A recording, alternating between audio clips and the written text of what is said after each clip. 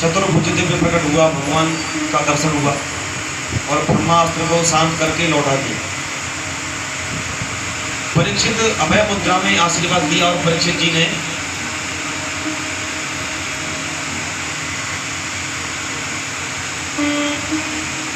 उन्हीं नन्ही नन्ही आंखों से झांकियों को हमेशा हमेशा के लिए अपने हृदय में बिठा दिया जो गर्भ में देखा था।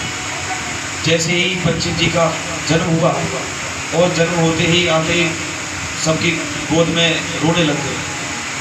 कोई लेता है तो कोई लेता है, रोने लग गए। अब सबके चेहरे को टुकुर टुकुर करके देखे। अब वो पहचाने कि जिसने मेरी गर्भ में रक्षा की वो कहाँ है। जैसे ही भगवान के पास आए और उनकी गोद में जाकर के शांत हो गए और खुश हो गए।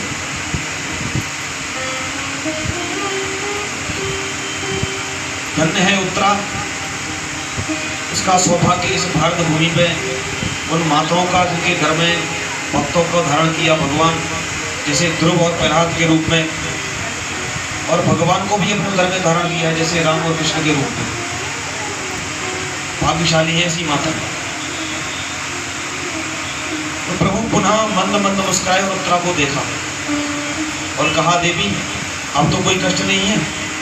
उत्तरा के आनंद का पारावार नहीं रहा, चरणों में बारंबार प्रणाम करने लगी, अश्रुओं की धारा रोने लगी।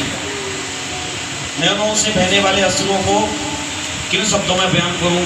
कहती है, एक शब्द भी देवी उत्तरा के मुख से नहीं निकला और भगवान अभयदान लेकर पुनः रथ में चढ़ गए। देवी कुंती महारानी से रहा नहीं गया और वंश की रक्षा के लिए यदि बालक समाप्त हो गया होता तो पूर्व वंश उसके साथ समाप्त हो जाता। और इतना बड़ा कार्य करके तुम जा रहे हो, कोई धन्यवाद भी नहीं दे रहा। ठीक है, आकाश का अंत कोई नहीं पा सकता, फिर भी पक्षी इतनी ऊंची आकाश में उड़ते हैं।